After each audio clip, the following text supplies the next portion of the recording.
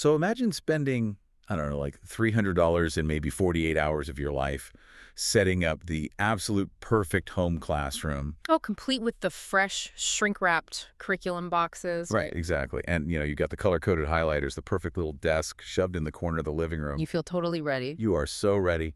But then, by day 3, your child is in tears, you are just completely exhausted, and a math lesson that should have taken 20 minutes has dragged on for 4 agonizing hours. It is literally the worst feeling. It really is.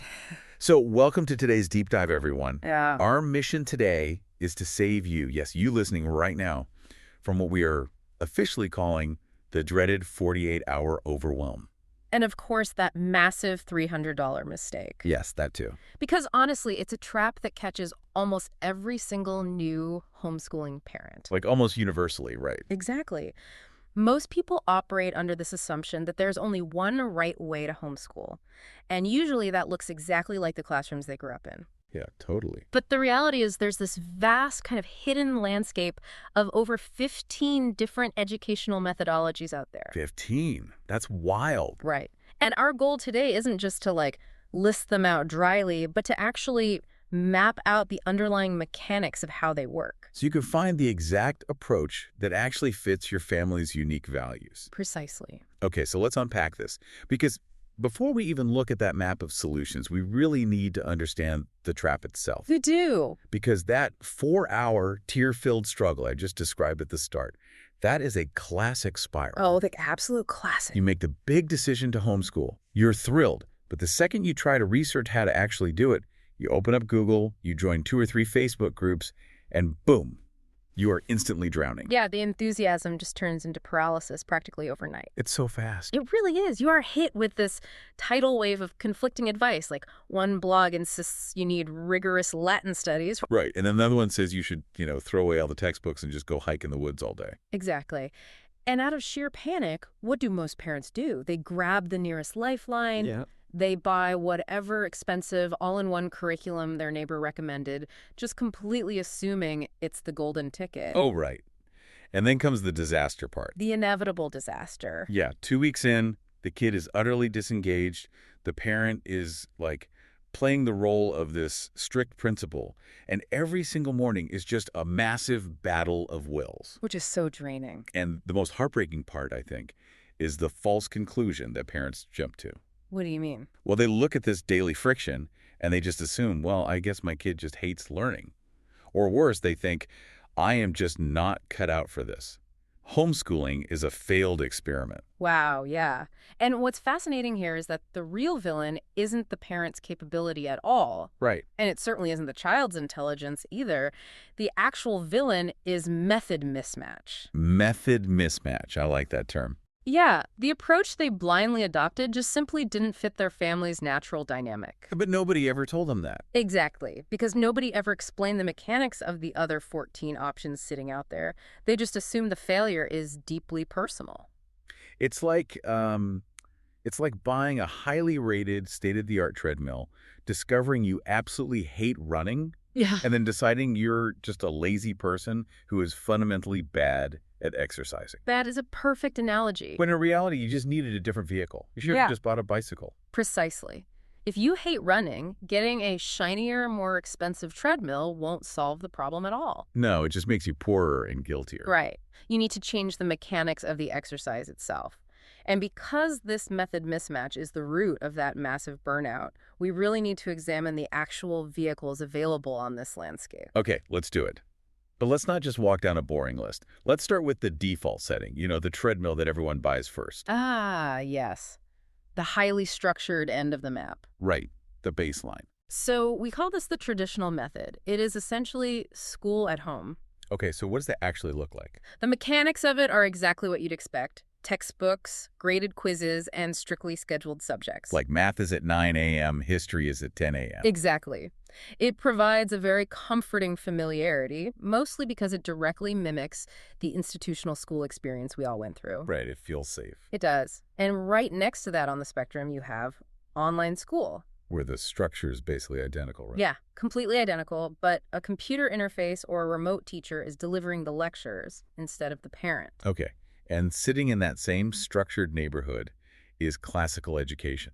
Yes. Now, I hear this term thrown around constantly in educational circles, but people usually just define it as, like, learning Latin and reading old books. Which is a huge oversimplification. Right. So what is the actual mechanism making it work? Well, the defining mechanism of classical education isn't just old books, it's this framework called the trivium. The trivium. Yeah, and it directly aligns educational input with the child's cognitive development stages. It breaks learning down into 3 distinct phases. Okay, what's the first one? First is the grammar stage, which is roughly ages 6 to 10. So early elementary. Right. At this age, a child's brain is basically a sponge for facts. So the method leans really heavily on memorization, chanting, and absorbing foundational rules. Okay, so that's like learning the multiplication tables, the capitals of countries, root words, stuff like that. Exactly. You just pack their brains with the raw data. Then, right as they hit middle school, they enter the logic stage. Uh-oh. Middle school. Right. Developmentally, teenagers naturally want to argue and question authority. But we know it. Instead of fighting that impulse, classical education actually harnesses it. The curriculum totally shifts to teaching formal logic, critical thinking, and why those facts from the grammar stage actually matter. Oh, that's incredibly smart. It is. And finally, in high school, they entered the rhetoric stage. Okay, and what happens there? The focus shifts entirely to expressive communication. Basically, how to take those well-reasoned arguments from the logic stage and write or speak about them persuasively. See, here's where it gets really interesting for me. Because mathematically, conceptually, the trivium makes total sense. It's a beautiful framework on paper. But practically, trying to implement this rigid traditional structure at home is exactly what causes that 4-hour meltdown we talked about earlier. Yes, it is. So why does this school-at-home blueprint backfire so spectacularly for so many families? Because, quite simply, a living room is not a cinder block institution. Good point. In a traditional school, strict schedules, ringing bells, and rigid crowd control are absolute logistical necessities. Well, yeah, because a single teacher is managing 30 children. Exactly. But at home, applying factory-level crowd control to, 3 children is just massive overkill. It's like you're applying factory settings to a family ecosystem. That is exactly it. When you try to force the vibrant, unpredictable life of a household into a rigid box, you create immense friction.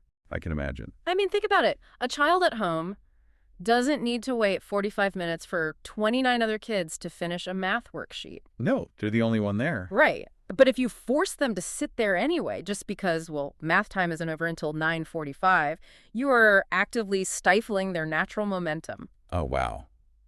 And that friction is what stretches a 90-minute task into a 4-hour nightmare. Spot on. Okay, so if the 9 a.m. math drill and the rigid schedule are causing all these tears, how do we outsmart that friction? We have to move. Right. If we move away from the strict traditional model, what actually solves the attention span problem? This is where we start releasing the pressure valve, so to speak, and moving into the middle ground of the landscape. Okay, what's in the middle ground? First, you have relaxed traditional. Which sounds exactly like what it is. Yeah, it simply changes the relationship with the curriculum. The textbook becomes a suggested guide, not an absolute master. Okay, give me an example. If a math concept takes 3 days to click for your kid, you just take 3 days. You don't fail them or get stressed for falling behind some printed schedule. Breathing room. I really like that. But wait, what if the textbooks themselves are the actual problem? Then you look at methodologies that fundamentally change how information is delivered, like the Charlotte Mason method. Oh, I've heard of her. Yeah, Charlotte Mason was an educator who realized that dry, factual textbooks actually repel a child's natural curiosity. They really do. They're so boring. Right. So her core mechanism is something called living books. Living books. Okay, what makes a book living versus dead? Well, a textbook gives you a dry, bulleted summary. Like the Civil War began in 1861. Snooze. Exactly. A living book, on the other hand, is written in a narrative, engaging style by an author who is intensely passionate about the subject. Oh, I see. So instead of a textbook, you'd read a really compelling historical fiction novel about a drummer boy in the Union Army. Oh, wow. That sounds way better. The mechanism here is narrative memory. Human brains are just wired to remember stories, not bullet points. That makes perfect sense. Yeah. I mean, I couldn't tell you a single bullet point from my high school history textbook. Most people can't. But I can easily recite the entire plot of a historical movie I saw 10 years ago. Precisely. Facts wrapped in a narrative are infinitely stickier. And Charlotte Mason actually paired this with another brilliant mechanism to outsmart the attention span. What's that? Strictly short lessons. Really? How short? For younger kids, lessons are capped at 15 or 20 minutes max. Wow, that is short. The psychology is so simple. If a child knows they have an entire hour to do math, they will dawdle, they'll complain, they'll just stare at the wall. Yeah, they pace themselves. Exactly. But if they know they only have 15 minutes before they can go play, they give you intense, hyper-focused effort. It actually builds a habit of attention. That is so smart. Okay, what about Waldorf? I've seen, the beautiful wooden toys and the watercolors on Instagram, but what is the actual educational engine driving it? Waldorf is fascinating. It basically treats a child's developing brain much like a garden. A garden? Yeah, the core mechanism is prioritizing physical and imaginative development way before any formal academics. Wait, so no worksheets? No, in fact, it actively delays rigorous subjects like reading and complex math until around age 7 or 8. Wait, really? Delaying reading? I know, it's radical. That sounds terrifying to a modern parent who wants their kid, reading fluently by age 4. Why would you delay it? Because Waldorf believes that abstract logic, which is exactly what decoding letters on a page is, requires a really sturdy foundation of physical and imaginative development first. Like the garden analogy. Right. Just like a tree needs a really deep root system before it can support heavy branches. So the early years are filled with storytelling, nature exploration, and handcrafts. Handcrafts? Like what? Like knitting or woodworking. Knitting, for instance, develops the exact fine motor skills and sequential brain patterning that are needed for writing and math later on. Oh my gosh, that is brilliant. So if I'm a parent listening to this right now, and I love nature and I love reading great stories, but the mere thought of filling out a daily grading rubric makes my skin crawl. This raises such an important question about personal alignment. For that specific parent, forcing a rigid traditional schedule would be absolutely miserable. Complete burnout. But a Charlotte Mason or a Waldorf approach, that would feel completely natural.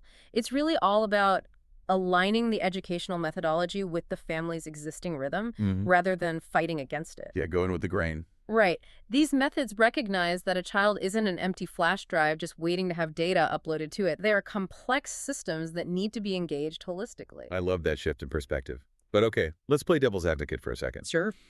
What if even the Charlotte Mason or Waldorf models still feel too parent-directed? What if a parent is just exhausted by constantly having to be the one leading the charge every single day? That happens a lot. Right, so how do we solve the friction of the parent having to drag the child through the material? By pushing even further into the frontier of total flexibility. The child-led methods. Child-led, okay. If parent-led instruction is causing all that friction, you just flip the dynamic. You let the child's natural curiosity drive the bus. And this is exactly where we find unit studies. Okay, explain the mechanism of a unit study to me. Because honestly, it sounds like it could just be pure chaos. It can sound that way, but the mechanism is actually contextual integration. Contextual integration, what does that mean? Instead of siloing subjects, where math has nothing to do with history and history has nothing to do with the science, you take one single high-interest theme and filter every academic subject through it. Give me an example from the sources. The sources use the ocean, which is a perfect example. Right, so if my kid is, obsessing over sharks and the ocean, I don't tell them to put the shark book away just because it's time to do a random worksheet on fractions. Exactly. You lean into the obsession, you calculate the changing of the tides, or you chart the migration distances of whales. That is your ocean math. Oh, I see. Then you study water pressure, buoyancy, marine ecosystems. That's your ocean science. You read maritime literature or even pirate history. That's ocean reading. It's like hiding vegetables in a smoothie. Yes. Instead of feeding them these isolated, dry vitamin pills like, here's a math pill, here's a history pill, you just blend it all into this delicious, ocean-flavored smoothie. That is a brilliant way to conceptualize it. They are learning complex physics by studying a submarine, but to them, they're just feeding their current obsession. Completely. It completely bypasses all that resistance. Yeah. And right next to unit studies, you have project-based learning.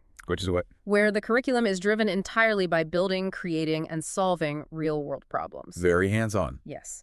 And Montessori is in this neighborhood too, which uses highly specialized, self-correcting tactile materials in a carefully curated environment. It allows the child to progress completely at their own pace. Okay, but we have to talk about the absolute deep end of this landscape. Oh, here we go. The most radical edge of flexibility. Unschooling. Yes, unschooling.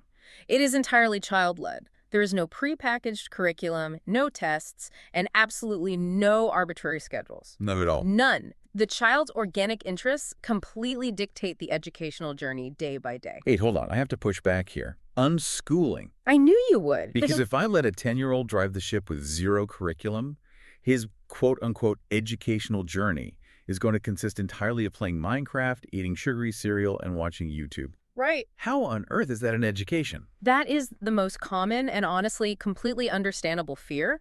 But unschooling is absolutely not unparenting. Yeah, You but- don't just hand them an iPad and walk away into the other room. The mechanism that makes unschooling actually work is a concept called strewing. Strewing, like scattering things around the house. Yes, literally. The parent strategically strews high-quality resources, books, tools, and experiences into the child's environment to spark an interest. Oh, so you're baiting the hook, basically. Exactly. If we connect this to the bigger picture, unschooling requires the parent to completely redefine their role.